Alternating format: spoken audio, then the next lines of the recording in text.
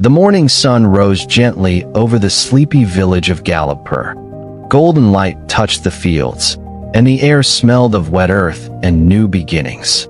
In a small mud house by the edge of the fields lived a poor farmer named Arif. He had little land, just 2 oxen, and a heart full of kindness. Every morning, Arif would step outside, stretch his tired arms, and whisper a short prayer. Then he would walk through the dusty lane, greeting every soul he met with a smile. He was known not for his wealth, but for his warmth.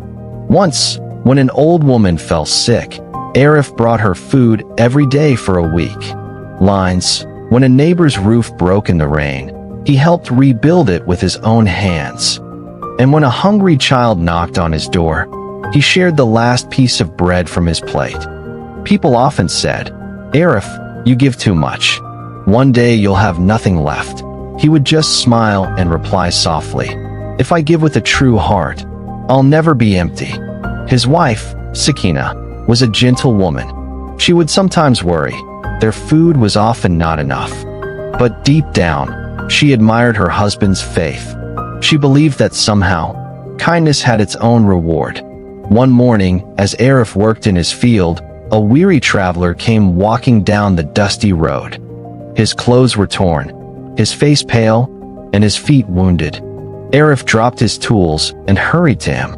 "Come, rest under that tree, and share a drink of water." Arif gave him water, then went home to bring a small bowl of rice and lentils. When the traveler finished eating, he looked up with tears in his eyes. "It's not me," he said. "It's the Almighty who sends food through different hands." Before leaving, the traveler placed a small copper coin on the ground. Arif tried to refuse, but the traveler insisted.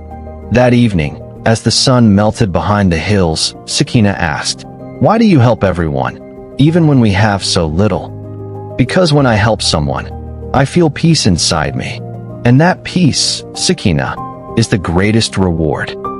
But life was about to test Arif's kindness, or prove that goodness always finds its way home. Weeks turned into months, and the golden fields that once danced in the breeze began to dry under the burning sun.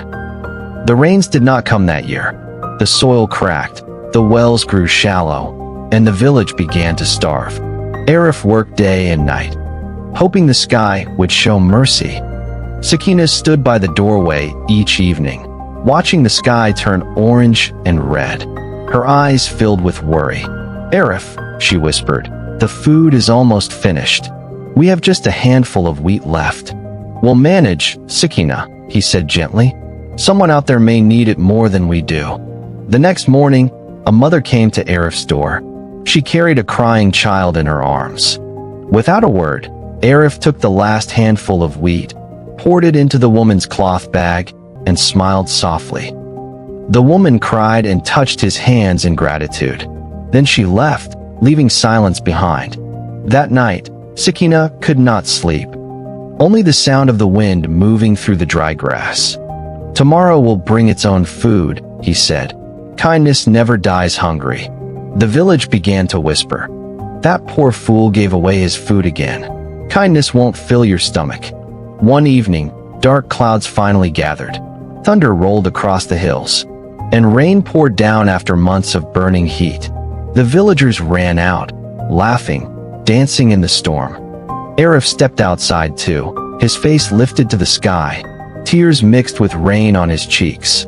But fate was not done with him yet. The heavy rain turned into a flood that night. "Sakina, get out," Arif shouted, pulling her toward the higher ground. They watched helplessly as the water swept away their home, their tools, and the little that remained. When the morning came, the village was silent. Arif sat beside the ruins of his home, exhausted but still calm. He closed his eyes and prayed, not for wealth, but for strength to stay kind. Somewhere deep inside, he believed this was not the end. Days turned into weeks. The village slowly began to rebuild, but Arif had nothing left to rebuild with. Even with nothing, Arif still helped others, clearing debris, sharing what little strength he had. Sakina watched him work every day, silent, proud, yet worried. They had no food, no shelter. One morning, a group of travelers arrived in the village. Among them was a man Arif vaguely recognized. It was the same weary traveler he had once fed, now strong, wealthy, and noble. The traveler clasped Arif's hands and said, "You once fed me when I had nothing. Today, I return that kindness." The man's servants brought sacks of grain, new clothes, and silver coins. Arif said softly, "Brother, I cannot take this much," but the man insisted with a smile.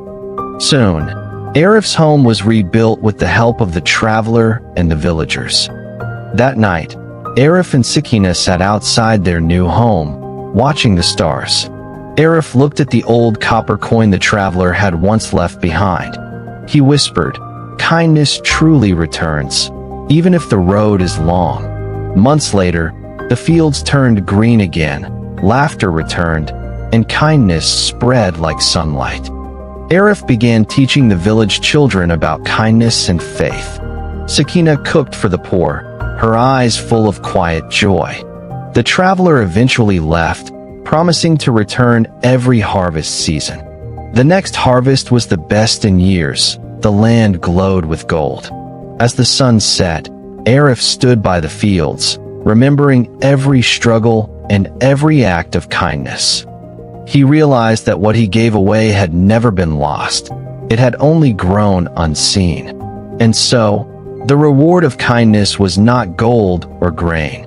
It was peace, love, and the blessings that never fade.